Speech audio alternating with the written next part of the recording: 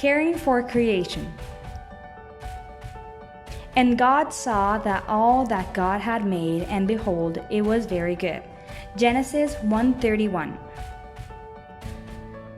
Reading this text gives us the idea of how God gave us everything we need so that each and one of us could live well and in harmony with what the divine had created.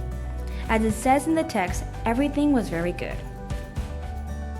However, human beings began to attack nature, to monopolize it and exploit it, to affect it to such an extent that now she moans in pain.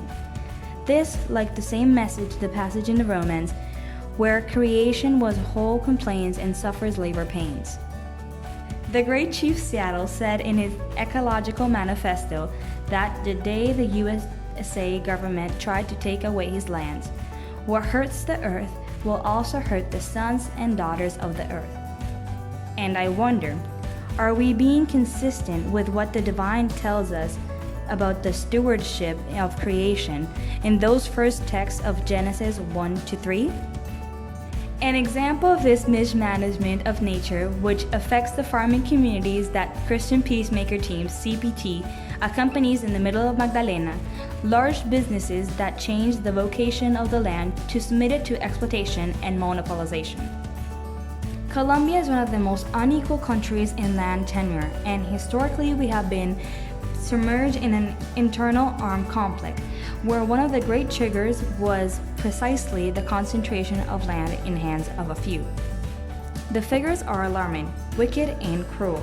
Some studies reveal that 1% of the largest farms occupy 81% of the arable land in Colombia, and the remaining 19% of the land is distributed among the 99% of the remaining farms. You don't have to go very far to get to know these dynamics closely. The community of Las Pavas, whom we accompany, is very seriously affected by these factors. Those where the land is being mistreated and has been concentrated in the hands of a few. In the 1990s, a landowner and drug trafficant named Jesus Emilio Escobar, who took advantage of the arrival of the paramilitaries to the region, violently displaced the farming community and then sold the land to a Colombian company dedicated to the cultivation of oil palm. The exploitation is done by large economic groups who have subjected the land to the exclusivity of monocultures such as sugarcane and oil palm to produce biofuel, this causing the impoverishment of fertile soil, the displacement of the communities from their territories, the violation of their human rights, and the damage of their natural habitat, the one that the divine gave us to care for. To this we add the lands monopolized by large landowners used only for the cattle ranching. And let's also add the implementation of extractive projects which eat away the landscape and ecological diversity. Can you feel it? It's not all this a cry for help from creation? My dream, and that of many people in Colombia, is that these lands return to the hands of farming communities, the ones that, thanks to food production, sustain their lives and those of many people in the country. Communities that today fight for a piece of land.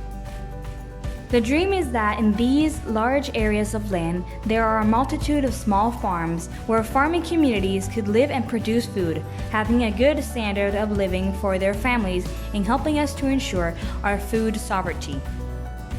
But the reality is not this. Today there is no support for the farming communities or for the people, because the land has been destined to constant and relentless exploitation, and it happens at an isolated rate. Today I feel that the creation is only happy when farmer works for it. Today I feel that the creation is only happy when the farmer sings to it. Today I feel the creation is only happy when we take what is fair from it and return love and care. Just as admirable work of millions of small farmers in Colombia. We invite you to follow our accounts on each of our social networks at @ecapcol. You can also find us on YouTube with many of our reflected videos CPT Colombia team. We greatly appreciate your donations which make our teams our work possible. My name is Natalia Vaca and this was Teaching in Action.